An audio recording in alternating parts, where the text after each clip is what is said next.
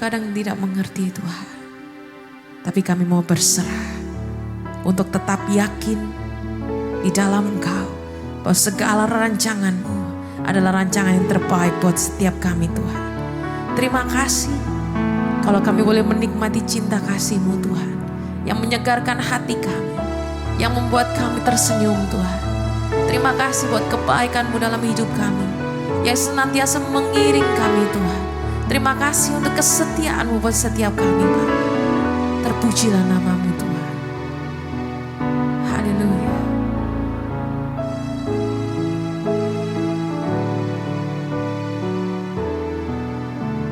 Ku tak menyerah walau kadang ku tak mengerti, tetap berserah, keyakinan di dalam hati. Rencana yang terbaik, semuanya datang dari-Mu. Amin.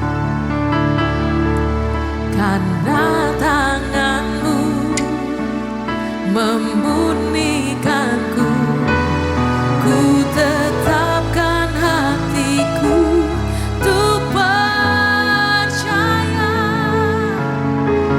tanpa syarat, takkan goyah.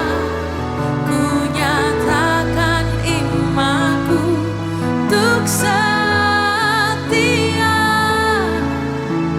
serahkan hati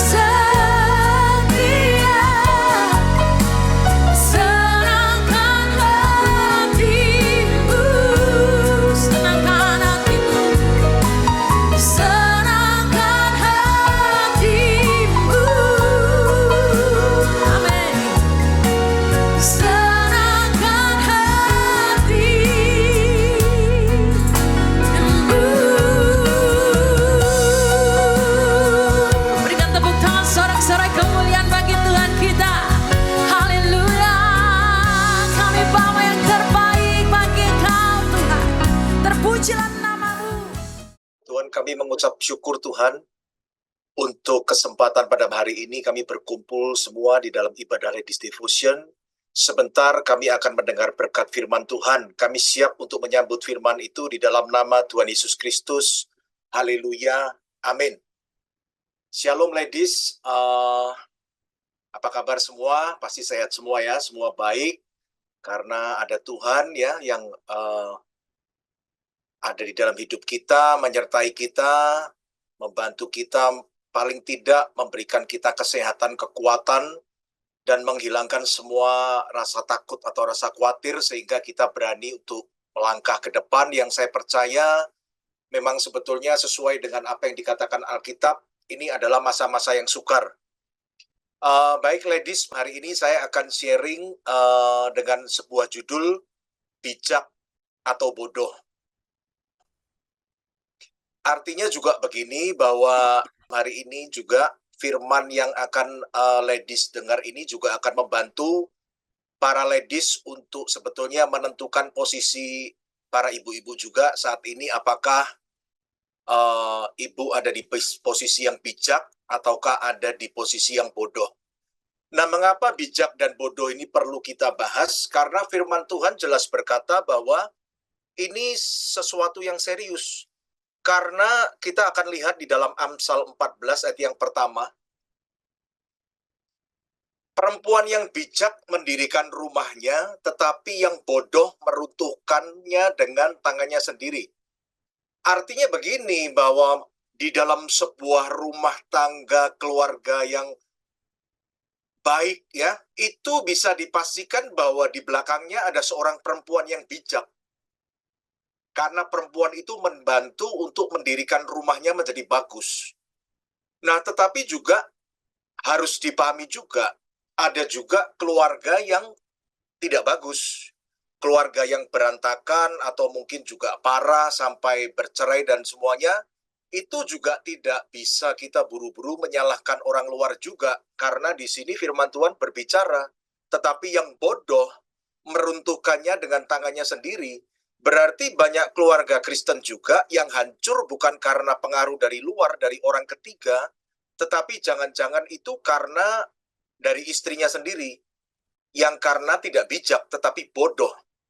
Nah, mungkin jadi pertanyaan untuk kita semua ibu-ibu, kebodohan seperti apa sih yang bisa meruntuhkan sebuah rumah tangga?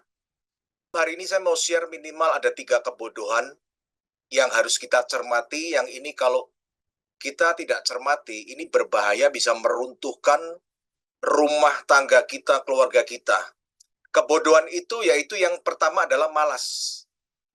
Dan yang kedua adalah boros. Dan yang ketiga itu adalah ucapan atau mulut. Nah, ketiga hal ini kalau tidak bisa disikapi dengan baik, ini akan menjadi satu kebodohan. Nanti yang akhirnya kita akan melihat bahwa rumah tangga kita bukan dihancurkan oleh faktor eksternal, tetapi justru dihancurkan oleh internal, yaitu oleh ibu-ibu sendiri, yaitu tentunya ibu-ibu yang bodoh. Nah, kita mau lihat nih. Yang pertama kita lihat dulu, kebodohan yang pertama yang bisa meruntuhkan sebuah rumah tangga itu adalah malas. Kita akan lihat di dalam Amsal 6, ayat yang ke-6 sampai 11 kita akan baca. Hai pemalas, pergilah kepada semut, perhatikan lakunya dan jadilah bijak.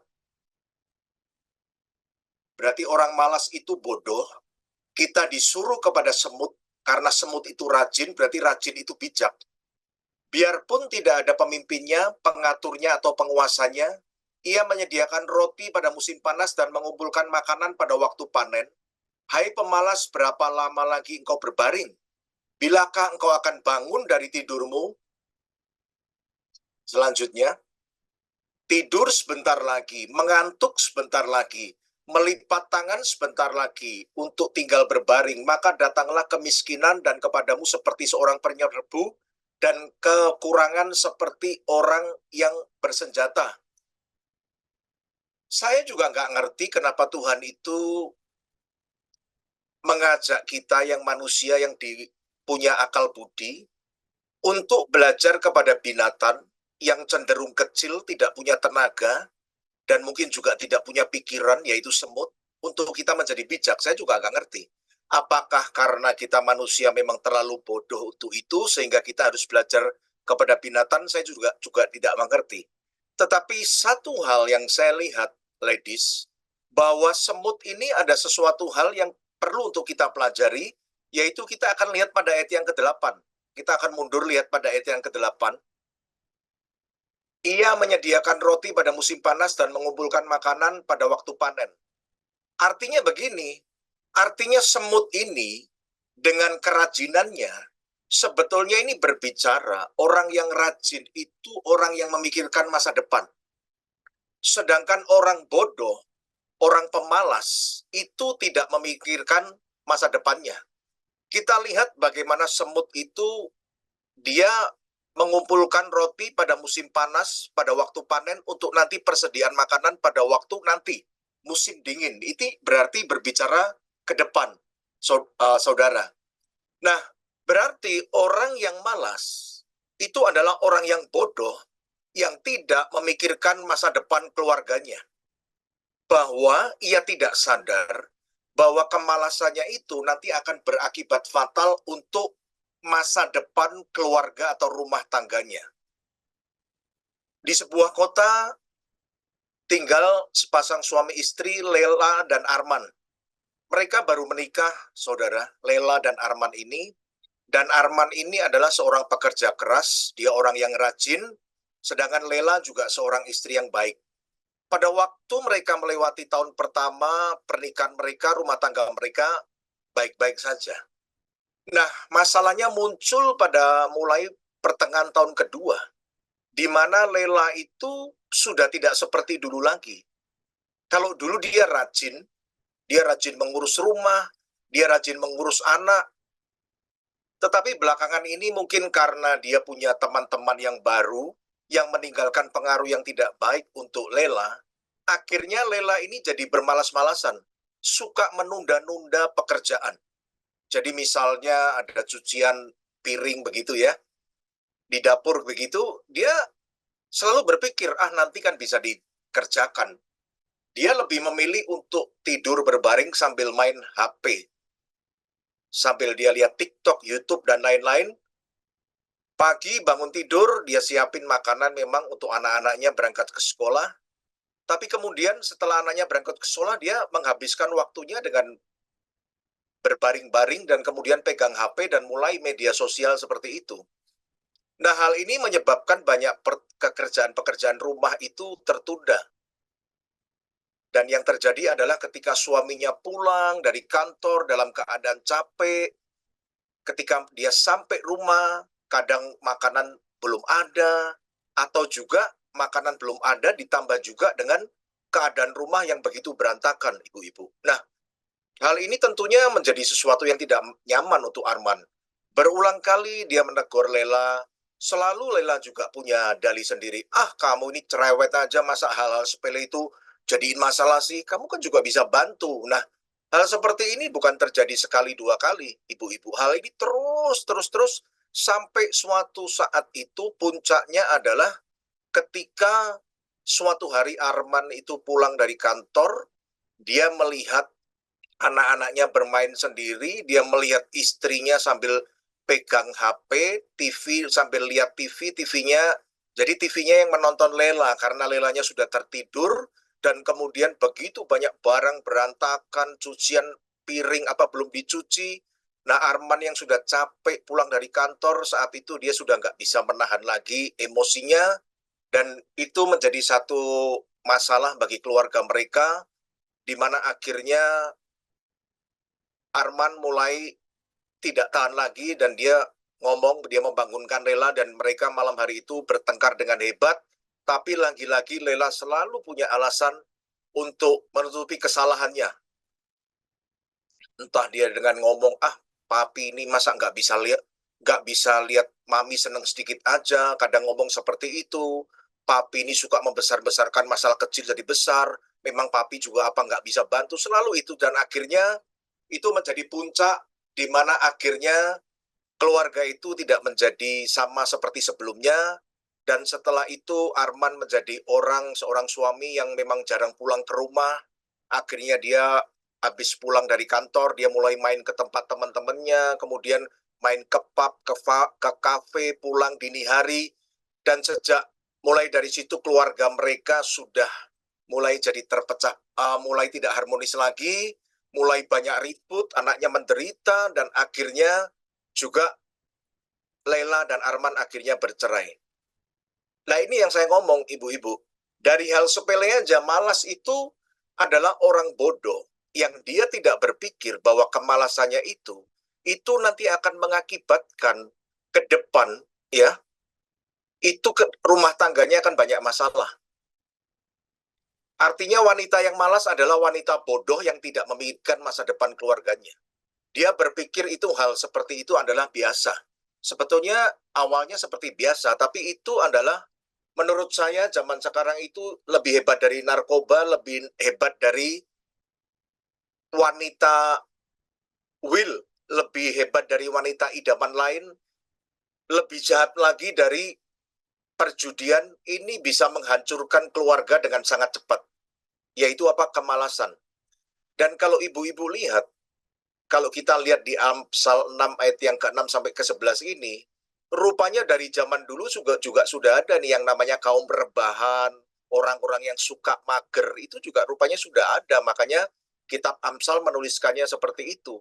Bedanya, kaum rebahan dan orang-orang yang suka malas gerak pada zaman sekarang ini diperparah lagi dengan gadget itu. Sehingga suami nggak diurusin, rumah nggak diurusin, dan ujungnya juga yang lebih mengerikan lagi adalah saya melihat bahwa anak-anak juga nggak diurusin juga. Karena mamanya sendiri pegang HP sambil rebahan, akhirnya daripada dia ngurusin anaknya, anaknya juga dikasih HP juga, supaya tidak merepotkan. Nah ini, dia tidak memikirkan masa depan anaknya akan jadi seperti apa. Dia tidak memikirkan, dia masa bodoh. Nah ini hal yang pertama yang ibu-ibu harus tahu, bahwa kemalasan ini bisa meruntuhkan rumah tangga kita loh. Wanita yang malas ini ternyata ujungnya ke depannya ini bisa nggak baik. Jadi hal ini harus ibu-ibu juga menjadi perhatian gitu. Jadi menurut saya ya harus lebih bijak gitu. Jangan terlalu bodoh tapi harus bijak. Harus tahulah saatnya untuk memanage. Tidak dilarang untuk main HP, untuk rebahan santai, tetapi jangan sampai itu menjadi yang utama, akhirnya semuanya itu yang lain menjadi terbengkalai. Nah itu hal yang pertama tuh. Sebuah kebodohan yang bisa meruntuhkan rumah tangga. Yang kedua adalah boros. Kita akan lihat di dalam Amsal 21 ayat yang ke-20. Harta yang indah dan minyak ada di kediaman orang bijak, tetapi orang yang bebal memboroskannya. Berarti firman ini berkata bahwa orang yang hemat itu orang bijak, tetapi orang yang bebal, orang yang bodoh itu adalah orang yang boros. Hal ini juga serupa dikatakan dalam Perjanjian Baru di dalam 1 Timotius 2 ayat yang ke-9. Demikian juga hendaknya perempuan, hendaklah ia berdandan dengan pantas, dengan sopan dan sederhana. Rambutnya jangan berkepang-kepang, jangan memakai emas atau mutiara, atau pakaian yang mahal-mahal. Ladies harus perhatikan, wanita tidak boleh terjebak dalam gaya hidup yang berfoya-foya. Dalam tanda kurung meskipun punya uang, tutup kurung. Ya, ini bukan berarti, firman ini bukan untuk orang yang tidak punya uang. Ini untuk orang justru yang ada uang juga, termasuk tidak boleh masuk ke dalam hidup yang berfoya-foya, konsumtif, sehingga akhirnya memaksakan diri. Nah, ini juga ada hubungannya dengan yang pertama tadi. Orang kalau suka mager, suka rebahan, suka pegang handphone, akhirnya di situ juga dia akan terjebak di dalam hidup yang konsumtif. Mulai lihat Shopee, mulai lihat pakaian, mulai lihat wanita lain dandanannya kok bagus, gelangnya kok bagus, kalungnya kok bagus, ini kok bagus. Nah akhirnya apa? Akhirnya terjebak. Makanya sekarang hari ini kita lihat orang perempuan itu kalau pegang HP, kalau sampai dikuasai, saudara, itu yang pertama akan males, kedua akan boros pasti. Sehingga ibu-ibu nanti tiap hari ini yang datang adalah GNT, nganter kiriman Shopee. Tiap hari yang datang adalah JNE, nganter kiriman Shopee. Nah ini berbahaya, saya pernah baca sebuah kisah nyata, tapi saya tidak ingat namanya, bahwa ada seorang wanita yang akhirnya karena ya terjebak dalam pola hidup yang konsumtif ini, akhirnya dia tidak bisa membatasi, menguasai dirinya, semua dibeli, kalap, semua dibeli, sampai yang tidak perlu pun dibeli. Pokoknya dia lihat itu bagus, dibeli. Sehingga akhirnya ini menyebabkan suaminya ini menjadi repot, saudara. Akhirnya suaminya juga dipaksa untuk mencari penghasilan lebih. Nah ini berbahaya, karena kalau sampai suaminya tidak bisa, itu suaminya juga mungkin dia akan memakai cara yang tidak bagus untuk mendapatkan penghasilan lebih untuk memuaskan nafsu dari istrinya ini yang sangat konsumtif ini. Dan ini akan menyebabkan persoalan banyak timbul. Saya juga banyak lihat keluarga terjebak utang pinjol, kartu kredit. Ini hanya sebetulnya masalah sebetulnya tidak perlu terjadi. Tapi ini terjadi karena dari wanitanya terjebak dalam pola hidup yang konsumtif, akhirnya hidupnya boros, akhirnya pelan-pelan mulai membawa keluarga itu masuk ke dalam masalah yang lebih besar. Nanti sudah nggak bisa, uangnya sudah nggak ada, kartu kreditnya sudah mentok, akhirnya kena pinjol, akhirnya ditagih, debt collector, akhirnya suami nggak bisa kerja, tambah parah lagi, mulai pelan-pelan mobil dijual, motor dijual, sampai akhirnya rumah dijual, hidupnya berubah, hidupnya menderita, yaitu gara-gara hanya karena tidak bisa menguasai diri saja.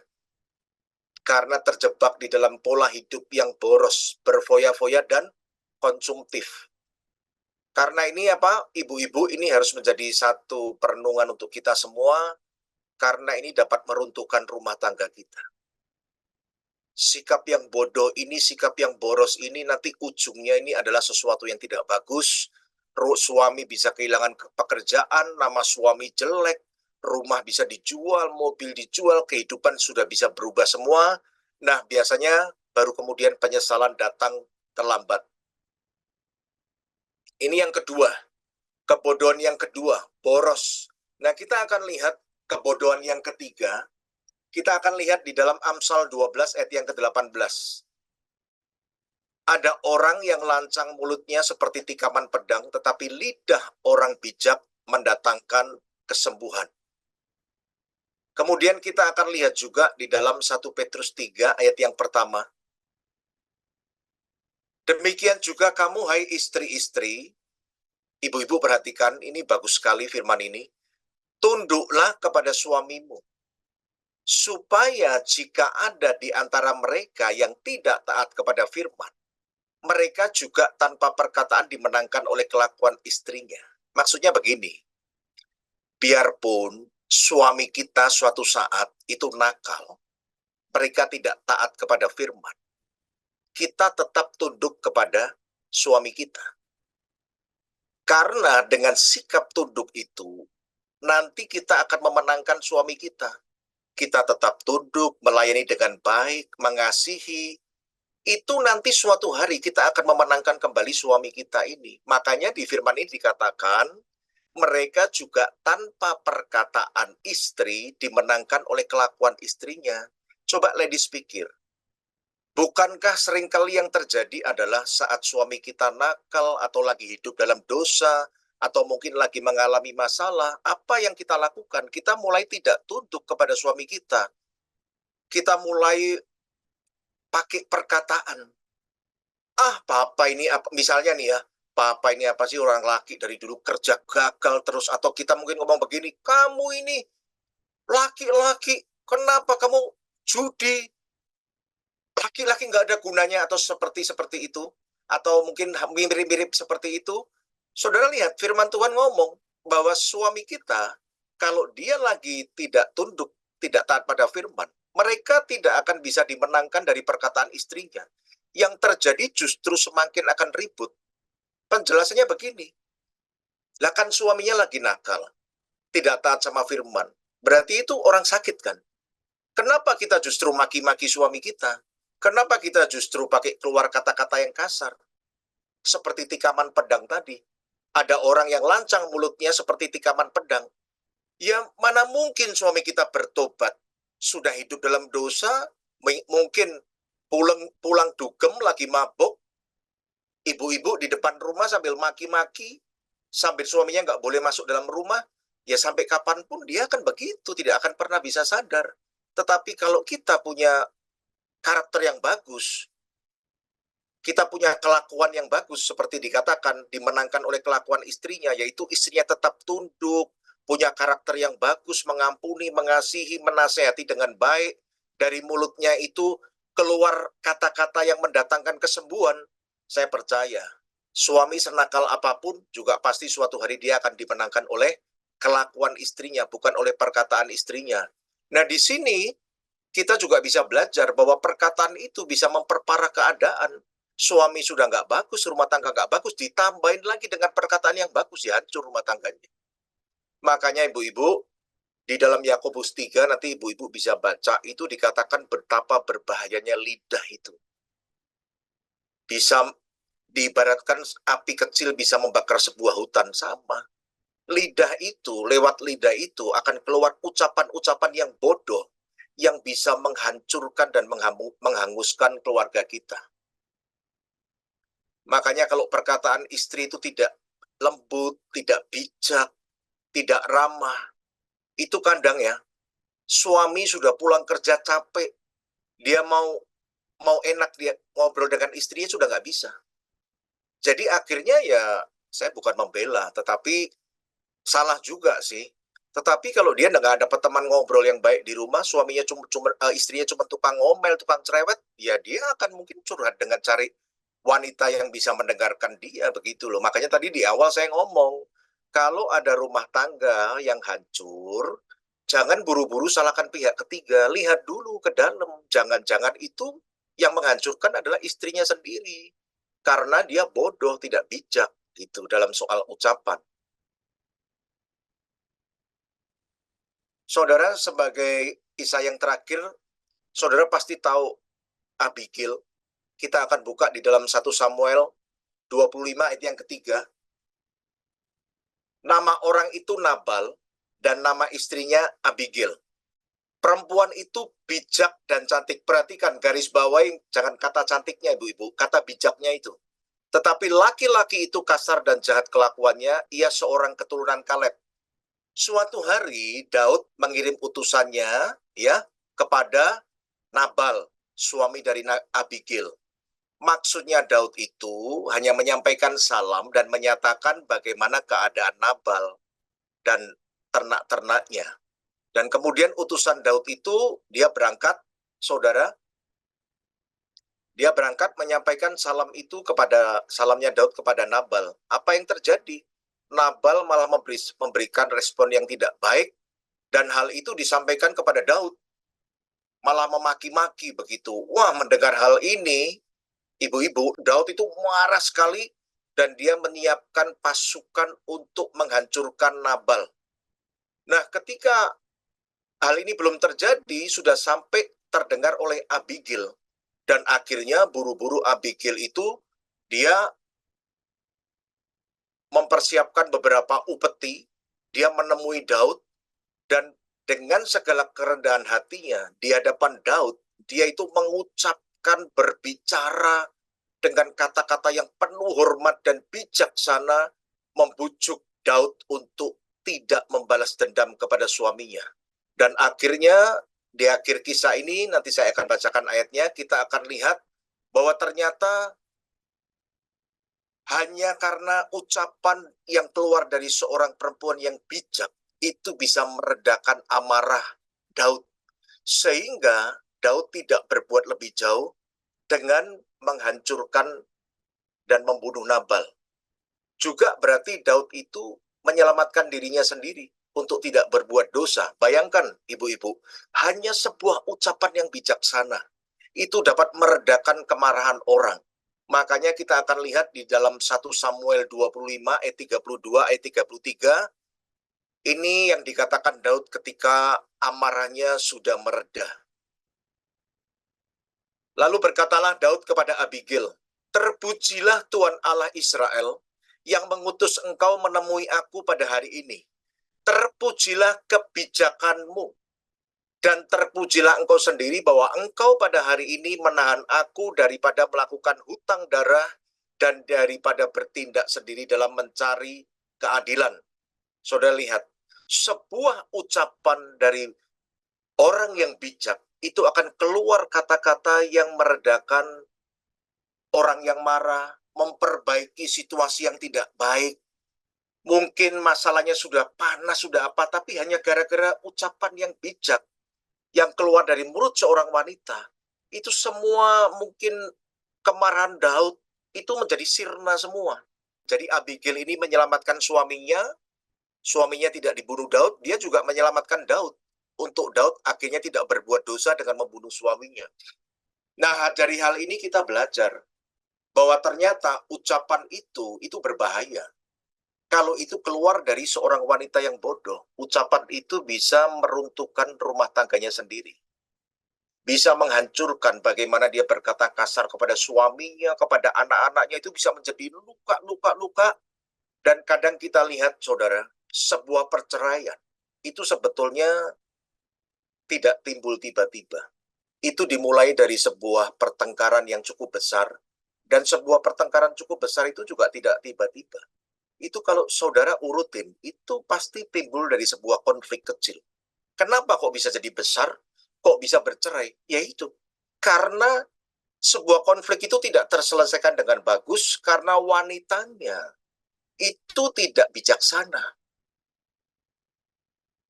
Saudara, saya pernah membaca sebuah lelucon, tapi saya juga kepikir benar juga.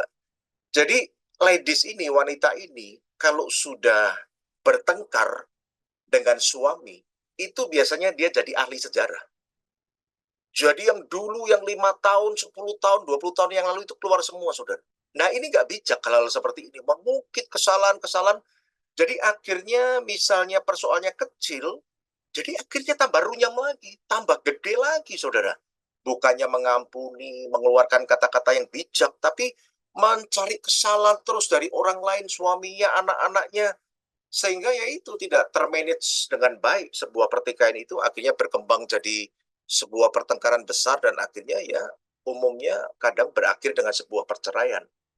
Nah, pada hari ini paling tidak firman Tuhan ini saya percaya akan membantu ibu-ibu, untuk ibu-ibu mengetahui bahwa posisimu hari ini di mana. Apakah engkau seorang wanita bijak, apakah engkau seorang wanita bodoh. Dan hari ini engkau mengerti bahwa kebodohan itu berbahaya. Karena seorang wanita bijak bisa membangun, mendirikan rumah tangganya. Tapi seorang wanita bodoh itu bisa menghancurkan rumah tangganya. Dalam hal apa saja, seorang wanita itu bertindak bodoh dan menghancurkan rumah tangganya. Yang pertama tadi, ketika dia malas, itu adalah satu kebodohan. Karena orang malas adalah orang bodoh yang tidak memikirkan masa depannya. Dia tidak mengerti bahwa kemalasannya nanti berakibat sesuatu yang tidak bagus di ujungnya. Dan yang kedua adalah boros. Orang boros adalah orang bodoh yang hanya memikirkan kenikmatan hari ini tanpa memikirkan ke depannya bagaimana. Tanpa memikirkan bahwa nanti suaminya akan masuk dalam situasi sulit semua dan akhirnya semuanya akan hancur. Nah, ini harus dihindari. Jangan malas, jangan boros, dan yang ketiga, ucapan. Jaga setiap ucapan ladies. Karena seorang suami yang tidak taat pada firman Tuhan dimenangkan bukan dengan perkataan istrinya, bukan dengan ucapan istrinya yang menghakimi, menuduh, tetapi adalah dengan perbuatan istrinya, bagaimana dia tetap tunduk, dia tetap mengasihi, dia tetap sabar. Ucapan yang keluar dari mulutnya itu membangun, lemah lembut, ya. Kalau suaminya lagi gagal usaha, ibu-ibu ngomong begini aja, Papa itu nggak usah putus asa. Papa jangan menyerah. Semua orang bisa gagal. Tapi kita bisa mencoba lagi. Mama dukung kok. Mama dukung kok. Mama dan anak-anak dukung papa kok. Ayo Pak, kita mulai lagi. Nah, kalau ibu-ibu bisa dari ucapan bisa keluar seperti itu, saya percaya laki-laki yang paling lemah di selama apapun akan menjadi sekuat, beruang sekuat singa ketika mendengar ucapan itu keluar dari mulut istrinya. Seberapapun besar masalahnya, parahnya masalahnya, dia akan tetap bangkit. Baik, firman ini saya percaya memberkati kita dan mengingatkan kita supaya para ladies, para wanita tidak bertindak bodoh dengan menghancurkan rumah tangga sendiri. Juga diingatkan supaya tidak malas, tidak boros, dan untuk senantiasa menjaga ucapan. Mari kita berdoa. Tuhan, kami mengucap syukur Tuhan untuk setiap firman Tuhan yang kami dengar pada hari ini. Dan biarlah Roh Kudus memberi kami kekuatan untuk kami selalu berusaha menjadi wanita yang bijak, yang rajin, yang hemat, dan yang dari mulut kami selalu keluar kata-kata yang memberkati, kata-kata yang membangkitkan semangat. Terima kasih Tuhan. Mari ibu-ibu kita akan dekapkan tangan kita di dada. Kita akan menerima berkat dari Tuhan. Ladies, jadilah berkat dengan menjadi wanita bijak. Dan terimalah berkat rahmat anugerah dari Allah Bapa di surga, di dalam Putra Tunggalnya Tuhan kita Yesus Kristus, dan di dalam persekutuan dengan Roh-Nya yang kudus, yang menemani kita sampai nanti Dia datang untuk kedua kalinya. Mari kita akan sama-sama kita doa Bapa kami yang ada di surga, dikuduskanlah namamu, datanglah kerajaan-Mu, jadilah kehendak-Mu di bumi seperti di surga. Berikanlah kami pada hari ini makanan kami yang secukupnya, dan ampunilah kami akan kesalahan kami, seperti kami juga mengampuni orang yang bersalah kepada kami. Dan janganlah membawa kami ke dalam pencobaan, tetapi lepaskanlah kami daripada yang jahat, karena Engkaulah yang mempunyai kerajaan dan kuasa dan kemuliaan sampai selama-lamanya. Amin.